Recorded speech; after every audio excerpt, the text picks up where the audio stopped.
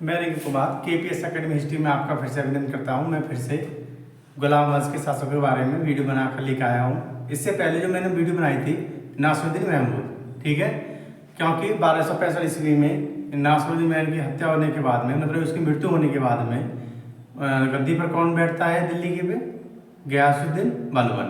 इस स्वयं को सुल्तान घोषित करने के बाद में ये सिंहासन बैठ जाता है दिल्ली के पे। उसके बाद में गयासुद्दीन बलबन की पहले की कुछ मुख्य बातें हैं कि गयासुद्दीन बलबन था, ये शमसुद्दीन इल्तुतमिश का गुलाम था और शमसुद्दीन इल्तुतमिश ने इसको खरीदा था। किससे? मंगोल का एक दास व्यापारी था जमालुद्दीन बसरी, ठीक है। किससे खरीदा था? जमालुद्दीन बसरी से खरीदा था, क्योंकि ये दास व्यापारी था। और बचपन में ही जो मंगोल आक्रमण हुए थे तो मंगोलों ने आक्रमण किया था, तो वो बलबन को अपने साथ ले गए थे आक्रमण में।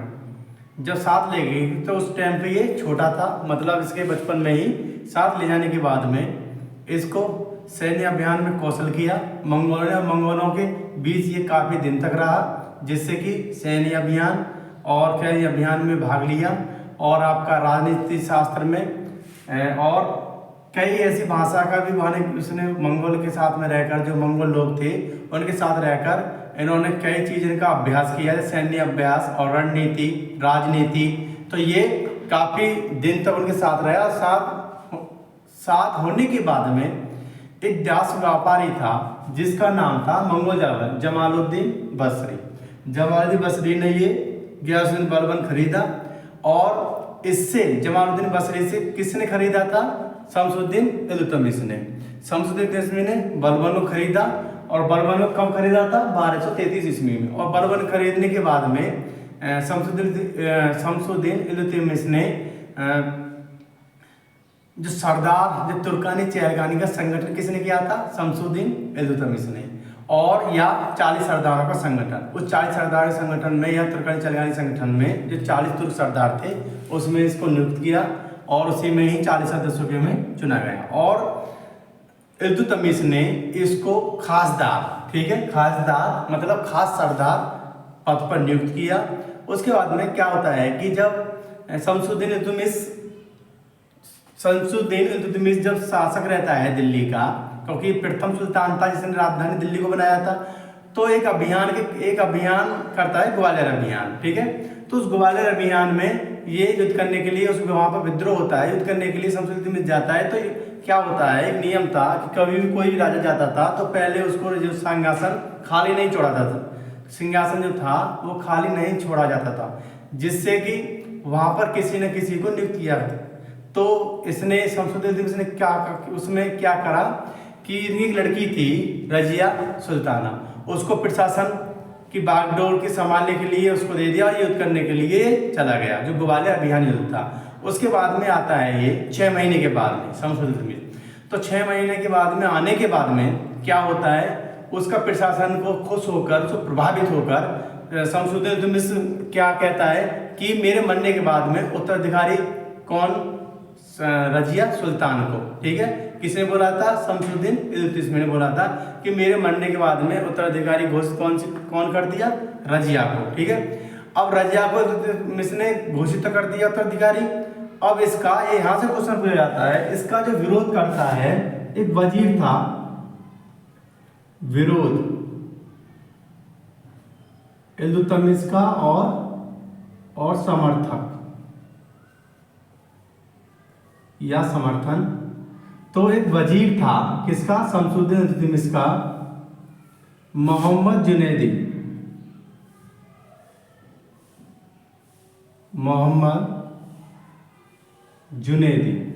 ठीक। और मोहम्मद जुनैदी ने विरोध किया रजिया सुल्तान उत्तराधिकारी के बारे में, क्योंकि रजिया सुल्तान विरोध किसे किया? शमसुद्दीन इल्तुतमिश के भी किया और रजिया को उत्तराधिकारी बना दिया शमसुद्दीन इल्तुतमिश ने, तो उसका विरोध भी किया। और ये कौन था? ये इल्तुतमिश का वजीर था, इसने विरोध किया उत्तराधिकारी। और जिसने समर्थन जो दिया था, ये दिया था आपके इन्होंने, बलबन ने, ठीक है। बलबन ने किसका समर्थन दिया? शमसुद्दीन इल्तुतमिश का और रजिया का। और विरोध किसने किया? मोहम्मद जुनैदी ने, जो वजीर था। तो इसमें ये क्वेश्चन पूछा जाता है कि सबसे पहले समर्थन किसने दिया था? बलबन ने। उसके बाद सर्वप्रथम विरोध किसने किया था उत्तराधिकारी रजिया सुल्तान बनने के लिए? वजीर मोहम्मद जुनैदी ने। ये क्वेश्चन पूछा जाता है अक्सर एग्जामों में, या तो यूपीएससी हो या आईएएस, टीजीडी, पीजीटी या जीडी में, कहीं भी इसको क्वेश्चन, कई बार ये क्वेश्चन यूपीएससी में पूछा गया है, कई बार क्वेश्चन ये टीजीडी, पीजीडी में पूछा गया है। ठीक है, तो ये यहाँ से एक स्टार्टिंग होती है इसकी बलबन की। अब क्या होता है कि समर्थन करता है, ठीक, समर्थन करने के बाद में बलबन, तो उसके बाद में वहां के जो अमीर थे दिल्ली सिंहासन में किसको बैठा देते हैं? एक अयोग्य पुत्र होता है शमसुद्दीन इल्तुतमिश का। ये बात अलग थी कि शमसुद्दीन इल्तुतमिश के पुत्र थे, ठीक है, पर वो उन पुत्र को बनाना नहीं चाहता था, क्योंकि रजिया सुल्तान काफी इनसे होशियार थी और बुद्धिमानी थी, इसलिए, और उसने खुद वहां का प्रशासन, क्योंकि इसके जो लड़के थे ज्यादातर वो नशा में ज्यादा रहते थे और अयासी में ज्यादा रहते थे, इसलिए उसने ये बिना सोचे इसने इसका प्रशासन देखकर और वहाँ के लोग, वहाँ की जनता से, इन्होंने वहाँ की महत्वाकांक्षा देखकर और जनता से दरबार में बात करते थे कि भाई आपकी जो रानी सुल्तान, जो रजिया सुल्तान है, आपकी पुत्री है, काफी प्रशासन के मामले पर लोगों से घुल मिल हुई है, जिससे कि आप उत्तराधिकारी बना सकते हैं। तो इसलिए तो शमसुद्दीन इल्तुतमिश ने उत्तराधिकारी बना दिया था इसको। और उत्तराधिकारी बनाने के बाद में ये सुल्तान नहीं बनते, तो कुछ अमीर लोग इसका विरोध करते हैं, जिसमें से अमीर नहीं था, एक वजीर था मोहम्मद जुनैदी, वो भी विरोध करता है, और जो तुर्क सरदार थे अमीर लोग वो भी विरोध करते हैं, पर लेकिन बलबन समर्थन करता है इस बात को। ठीक है, तो जब बलबन समर्थन करता है तो उसी टाइम पे रुकनुद्दीन फिरोज को, अमीर जो तुर्क सरदार थे, वो किसको दिल्ली की राज गद्दी पे बैठा देते हैं? रुकनुद्दीन फिरोज को राज गद्दी पे बैठाने के बाद में अब समर्थन करता है रजिया का कौन? बलबन। तो बलबन को रुकनुद्दीन फिरोज जेल में डाल देता है। किसको? शमसुद्दीन बलबन को जेल में डाल देता है। जेल में क्यों डालता है? क्योंकि इसने रजिया का समर्थन दिया था। ठीक है, अब जेल में डालने के बाद में, जब जेल में डाल देता है रुकनुद्दीन फिरोज, तो इसकी एक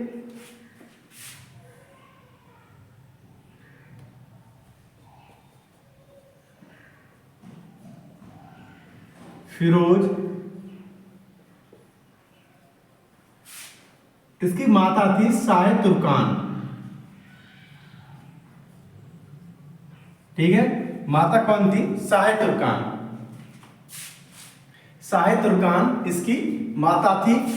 ये शाह तुर्कान और रुकनुद्दीन फिरोज की माता थी शाह तुर्कान। ये पहले एक दासी थी और राजनीति में इतना भाग नहीं लेती थी। जब रुकनुद्दीन फिरोज दिल्ली के सिंहासन में बैठता है, तो ये, जब रुकनुद्दीन फिरोज दिल्ली के सिंहासन बैठता है, तो ये शाह तुर्कान जो इसकी माता थी, ये राजनीति में भाग लेना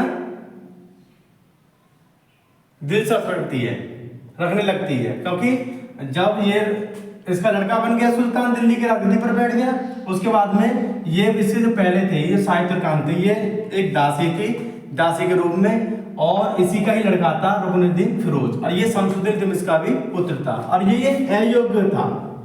ठीक है, अयोग्य, ठीक है, अयोग्य पुत्र था, क्योंकि जो अमीर तुर्क सरदार थे ये इस बात को चाहते थे कि अयोग्य पुत्र को हम बनाएं और उसका सिंहासन और उसके जो प्रशासन, केंद्रीय शक्ति हमारे पास में रहे। लेकिन जब ये गद्दी पे बैठने के बाद में तुरंत ही शाह तुर्कान एक्टिव हो गई और राज माता बनी, और राजमाता बनने के बाद में सारी शक्ति किसके अधीन आ गई? शाह तुर्कान में, जो रुकनुद्दीन फिरोज की माता थी।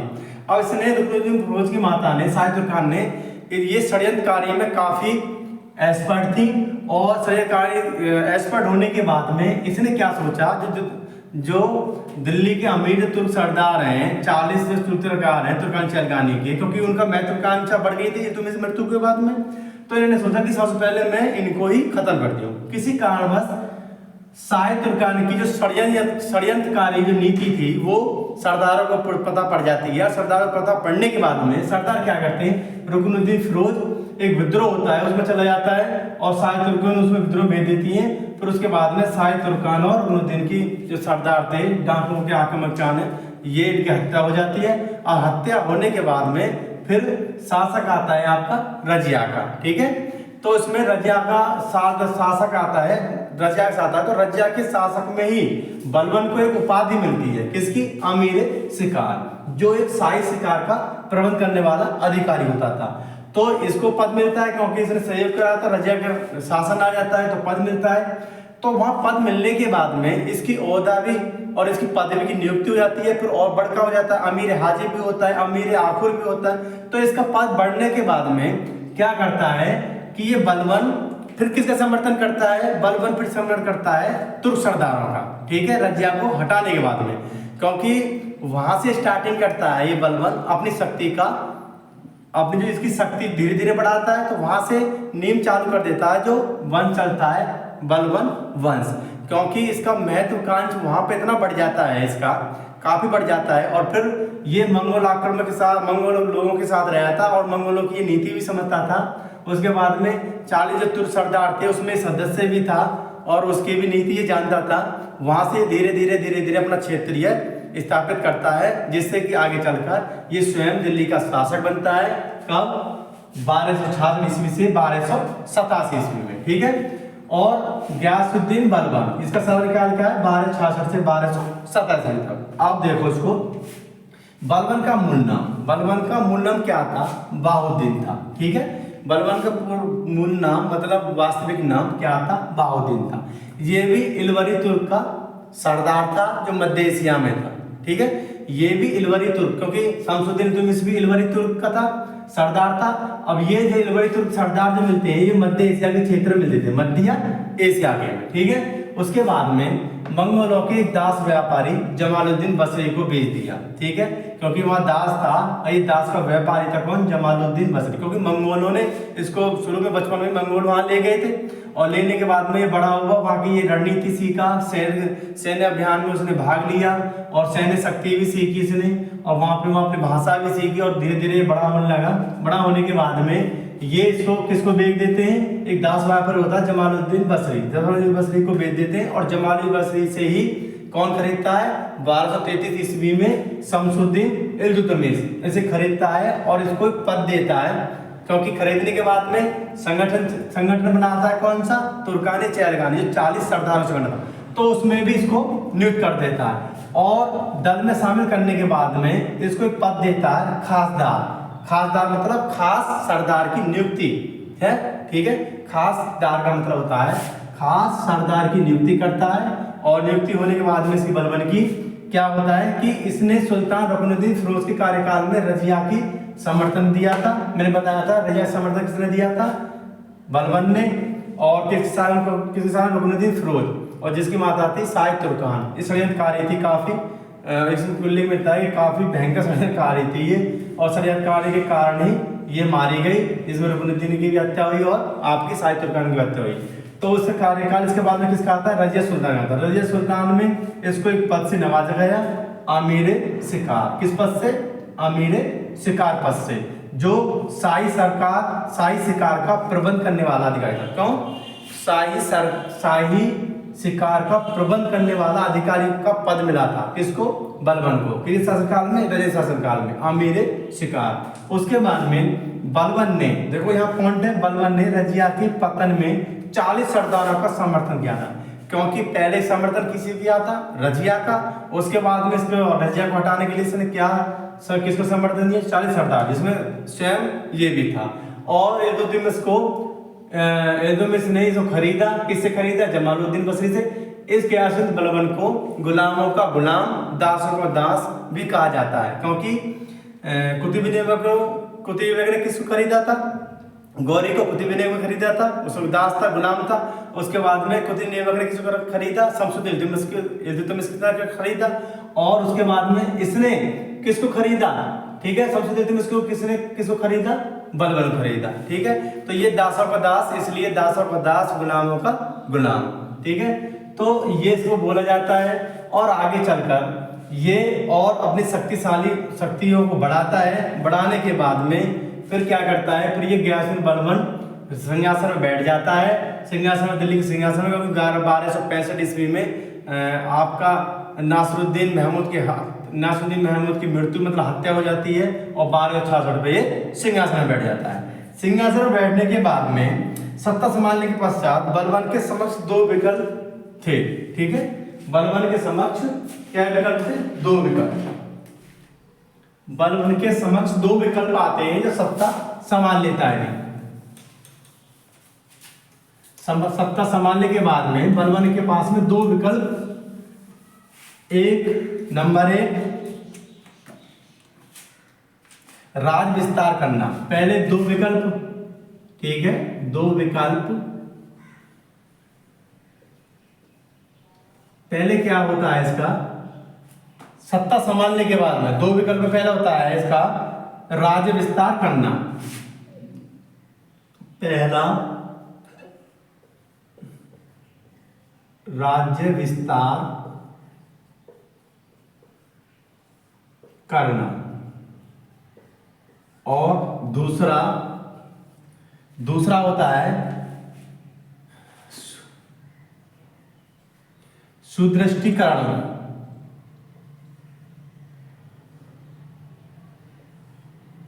सुदृष्टिकरण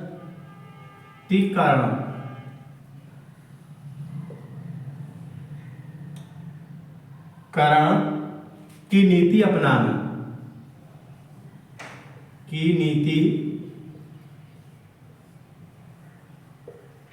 अपनाना। ठीक, दो विकल्प होते, एक पहला राज्य विस्तार करना और दूसरा सुदृष्टिकरण की नीति अपनाना। किसकी? गयासुद्दीन बलबन की।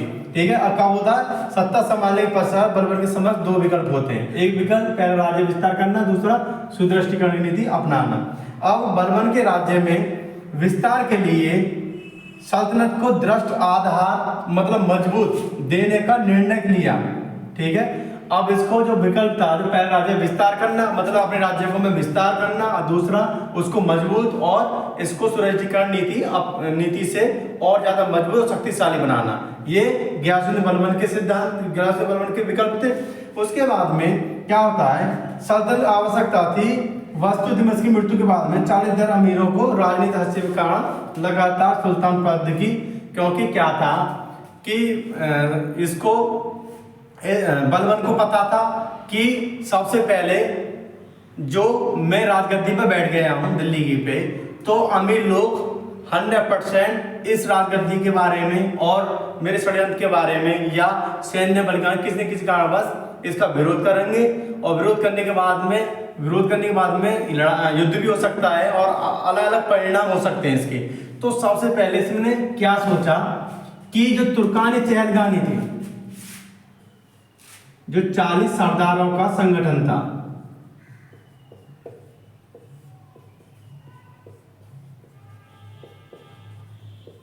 तुर्क सरदार थे, ठीक है, या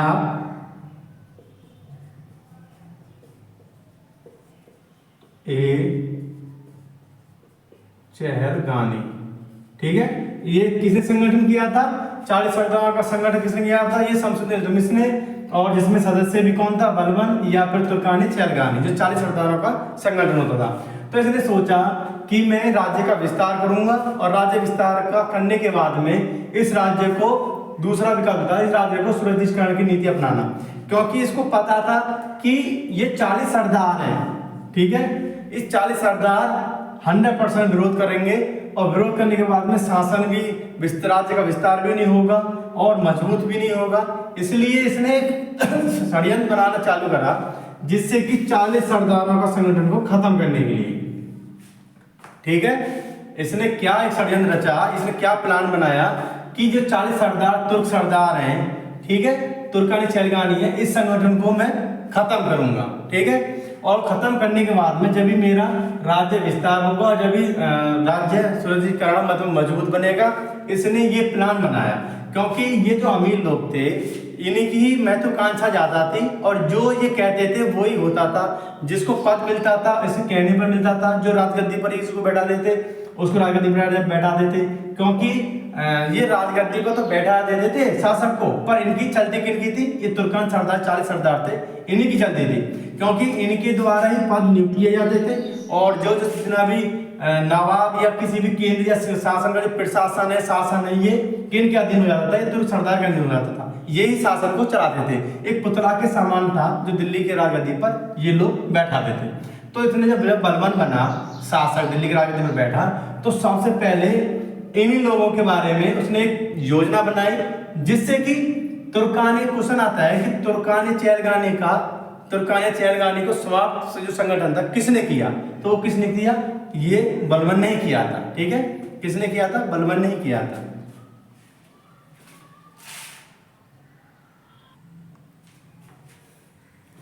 बलबन का और क्या कहना था कि एक निश्चित राज्य सिद्धांत अपनाने वाला वह पहला सुल्तान था। ठीक है, ये बलबन गयासुद्दीन बलबन था, ये निश्चित राज्य सिद्धांत, ठीक है, निश्चित राज्य सिद्धांत अपनाने वाला ये पहला सुल्तान था।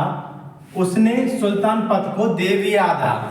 ठीक है, ये क्वेश्चन पूछा जाता है कि बलबन ने सुल्तान पद को क्या कहा, तो बलबन ने सुल्तान पद को क्या कहा, देवी आधार। ठीक है, देवी आधार पर सर्वोच्चता प्रदान की। किस पर, देवी आधार पर सर्वोच्चता प्रदान की। और जो ये पहला का सुल्तान है, राज सिद्धांत को अपनाने वाला ये पहला सुल्तान था। और उसने क्या कहा, सुल्तान पद को देवी आधार पर, मतलब देवी आधार को सब महत्वपूर्ण कहा उसने।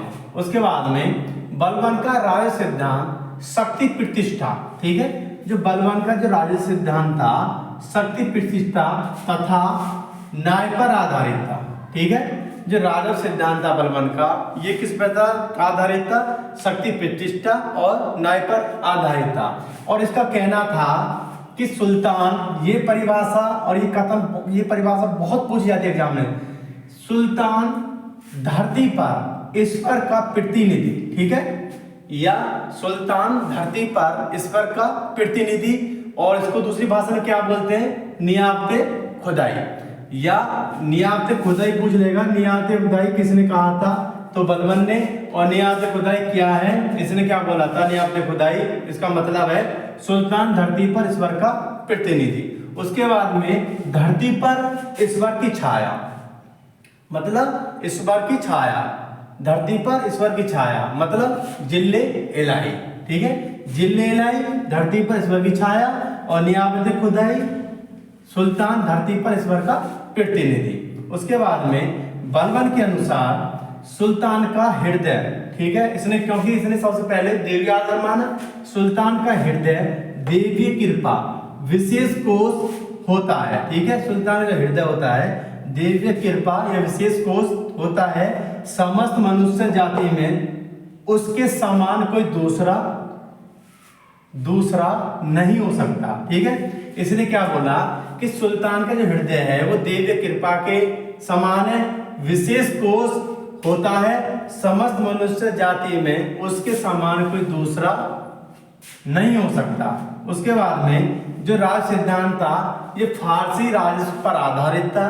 और एक बात और, क्योंकि इसने सबसे पहले क्या था, ये राज सिद्धांत ये फारसी राजस्व पर आधारित था।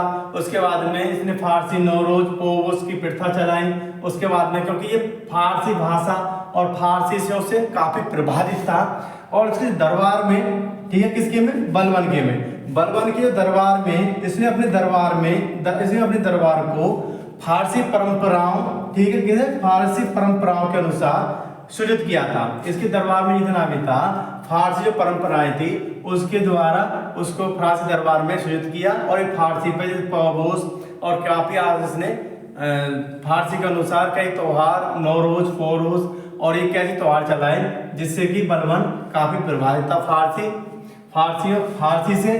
और जिसका राजस्व विधान जो सिद्धांत है वो भी फारसी राजस्व पर आधारित था, इसका बलबन का।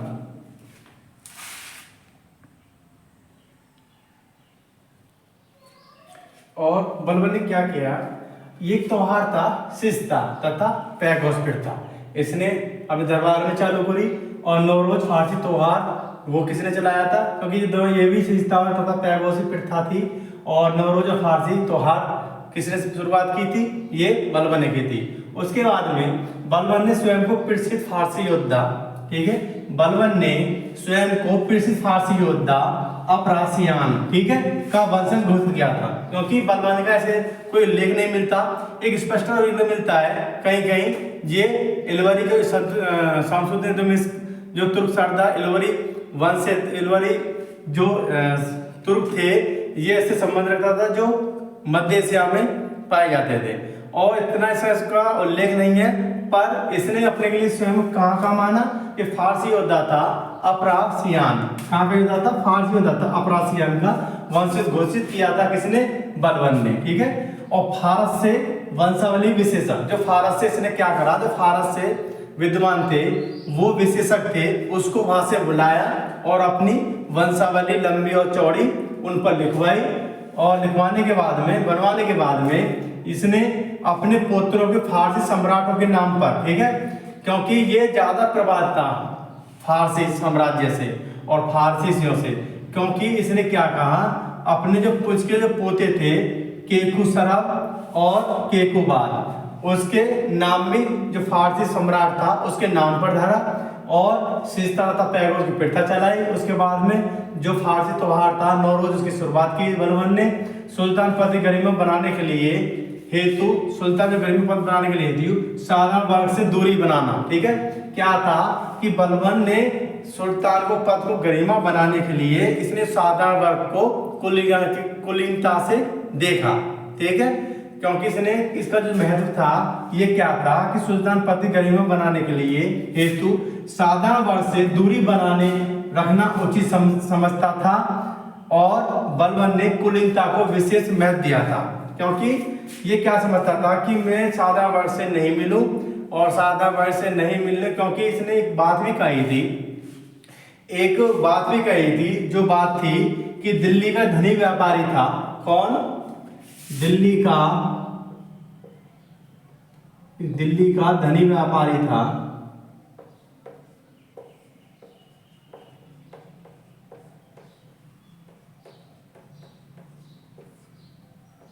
ठीक है, एक दिल्ली का धनी व्यापारी था जिसका नाम था फक्रे बावनी।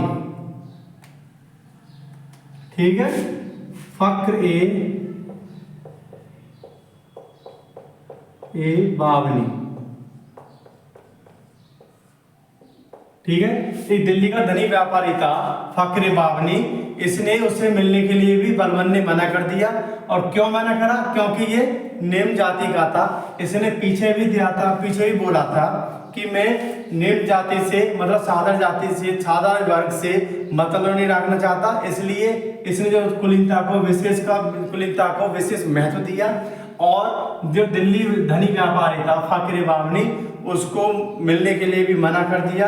और मना करने के बाद में बलबन ने एक बात बोली थी यहाँ पे कि जब मैं किसी तुच्छ परिवार के व्यक्ति, बलबन ने क्या बोला था, जब ये इसके बारे में फक्रे बावनी से नहीं मिला था, जो दिल्ली का धनी व्यापारी था, और मिला क्यों नहीं था? क्योंकि ये निम्न जाति के थे। ठीक है। ये धनी व्यापारी थे और एक साधारण परिवार से थे, और वैसे ही धनी व्यापारी थे एक निम्न जाति से।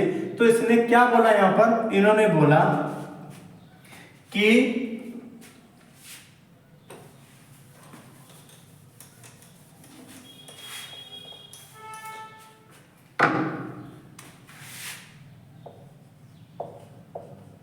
फक्रे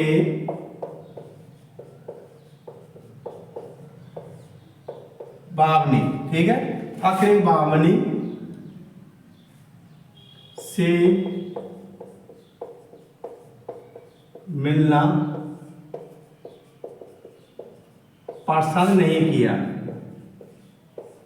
किससे मिलना? फक्रे बावनी, जो ये क्या थे कि ये दिल्ली के धनी व्यापारी थे। कहाँ के? ये दिल्ली के धनी व्यापारी थे, धनी व्यापारी। ठीक है। उन्होंने क्या नाम था? ये दिल्ली के धनी व्यापारी थे जिनका नाम फक्रे बावनी था। और इनसे मिलना पसंद नहीं किया। किसने? बलबन ने। और बलबन ने यहाँ पर क्या कहा, जो काफी फेमस है, जब मैं किसी तुच्छ परिवार के, जब मैं किसी तुच्छ परिवार के, ठीक है, जब मैं किसी तुच्छ परिवार के व्यक्ति को देखता हूं, व्यक्ति को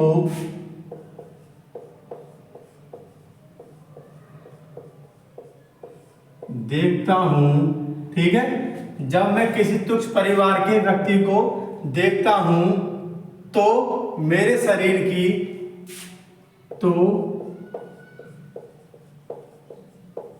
मेरे शरीर की नाड़ियां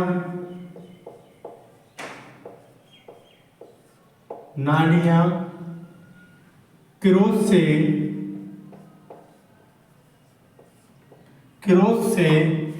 उत्तेजित हो जाती हैं, क्रोध से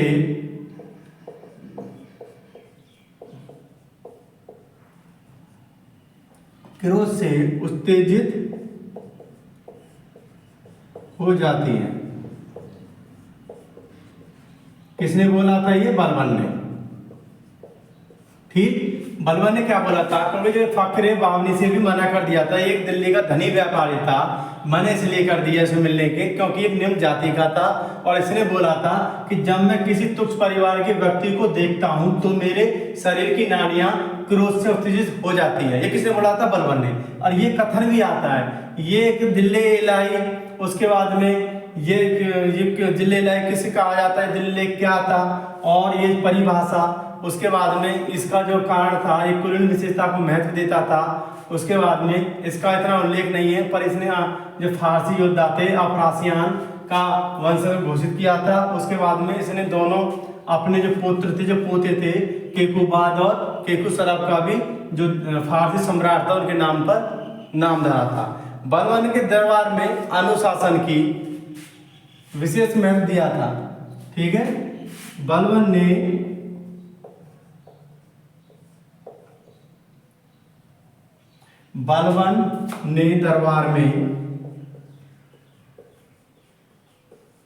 दरबारी में अनुशासन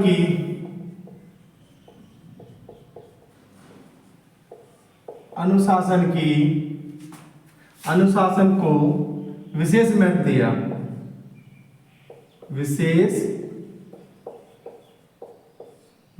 दिया, ठीक, क्योंकि जो दिल्ली गद्दी पर बैठा था तो बलबन, तो इसने राज सिद्धांत जो फारसी का राजस्व के ऊपर था, शेषता था, पैगोस प्रथा चलाई, नौरोज फारसी त्योहार बनाया। उसके बाद में कुलीन थे, जो निश्चित जाति थे, कि निम्न जाति के सादा परिवार से उनसे ज्यादा घृणा करता था। उसके बाद उसने बोला था, जब मैं किसी तुच्छ परिवार के व्यक्ति को देखता हूं तो मेरे शरीर की नाड़ियां क्रोध से उत्तेजित हो जाती हैं। उसके बाद में बलबन के दरबार में अनुशासन को विशेष महत्व दिया, क्योंकि इसका दरबार में अनुशासन इतना कठिन था, इसके इतनी पीड़ता, क्योंकि इसका जो परिणाम था काफी भयंकर था, और इसकी जो सजाएं थी वो भी काफी भयंकर थी। उसके बाद में इसलिए इसका अनुशासन पे काफी प्रभाव था, और अनुशासन इसका बहुत कठिन था, जिससे कि आगे चलकर वह स्वयं सुल्तान की शाही वेशभूषा में रहता था। और ये एक क्वेश्चन भी आ जाता है, बलबन शाही वेशभूषा में रहता था और 12 अंगरक्षक सदैव उसके साथ चलते थे। ठीक है, कितने अंगरक्षक? 12 अंगरक्षक, 12 अंगरक्षक सदैव उसके साथ रहते थे।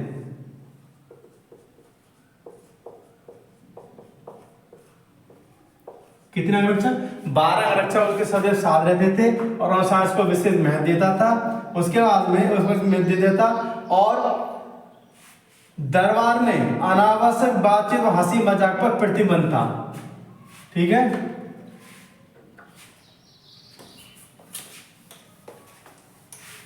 दरबार में कोई हंसी मजाक नहीं कर सकता था। दरबार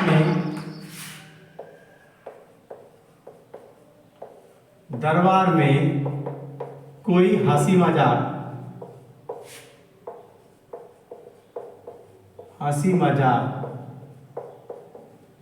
ठीक दरबार में कोई हंसी मजाक और अनावश्यक बातचीत एवं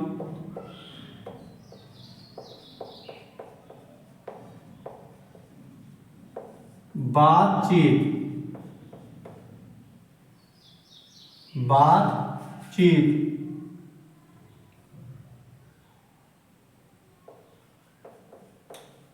ठीक है, क्योंकि इसके दरबार में कोई हंसी मजाक नहीं कर सकता था और अनावश्यक बातचीत नहीं कर सकता था, और इसके 12 अंगरक्षक सदैव उसके साथ रहते थे।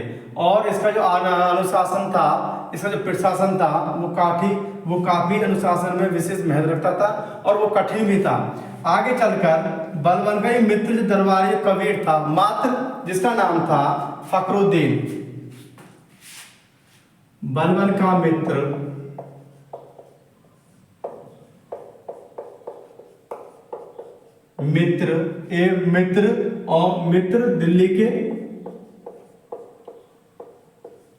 दिल्ली के कोतवाल, इसका नाम क्या था? फखरुद्दीन।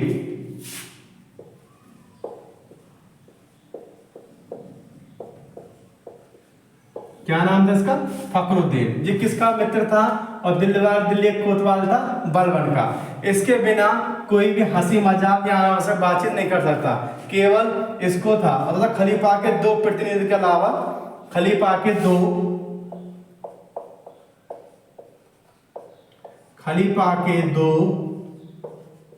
प्रतिनिधियों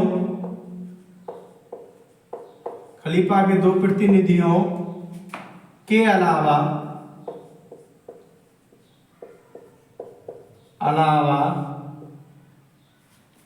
दरबार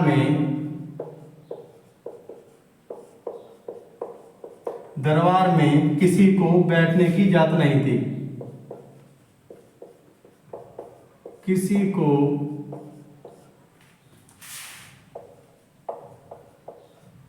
बैठने की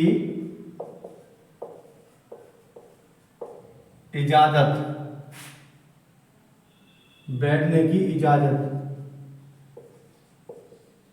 नहीं थी। ठीक है, क्योंकि दिल्ली दरबार में जो बैठता था, इसका ये मित्र था दिल्ली कोतवाल फखरुद्दीन, और खलीफा के जो 2 प्रतिनिधि थे, ठीक है, 2 प्रतिनिधि के अलावा दरबार में किसी को बैठने की इजाजत नहीं थी। और दरबार में बिना अनावश्यक बातचीत और हंसी मजाक इसके दरबार में नहीं कर सकता था, क्योंकि इसका जो अनुशासन को विश्व ने महत्व दिया। और एक इसका चेस्ट पुरुष था शहजादा मोहम्मद। ठीक है,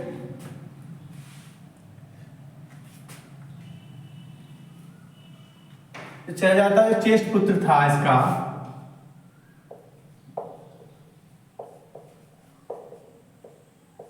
इसका चेस्ट पुत्र था शहजादा मोहम्मद। ठीक है, कौन था? शहजादा मोहम्मद की मृत्यु के बाद में भी दरबार में ये काफी परेशान नहीं हुआ और आराम से इसने बात की, और मृत्यु समाचार मिलने पर विचलित नहीं हुआ था, क्योंकि जब इसको पता पड़ा कि शहजादा मोहम्मद की मृत्यु हो गई है दरबार में, तो ये विचलित नहीं हुआ, और विचलित होने के बाद आसानी से इसने बात की और नहीं इतना ये क्रोधित हुआ, और क्योंकि ये चुपचाप दरबार में बैठा रहा है अपनी गद्दी पर। ठीक है, ये काफी लंबी वीडियो हो जाएगी, 2 भाग बनाऊंगा इसका। बलबन शमसुद्दीन बलबन का भाग नंबर 1 जो मैंने वर्तमान में बनाई है, और भाग नंबर 2, क्योंकि काफी लंबी वीडियो के बाद में काफी परेशानी आती है और ऊपर से गर्मी भी ज्यादा है, इसलिए आसान भी होगा उसमें, और आपको भी और मेरे को भी। ठीक है, KPS अकेडमी इसके चैनल को सब्सक्राइब करें, लाइक करें, बेल आइकन को पुश करें और अपने दोस्तों को शेयर करें। ये बलबन का काफी बड़ा काल है, काफी बड़ा इसे कार्य है, क्योंकि कुछ इतिहासकार ने अलग बोला है और कुछ ने अलग बोला है, तो ये पूरा महत्व अगली वीडियो में भाग नंबर 2 में आपको बताऊंगा। धन्यवाद।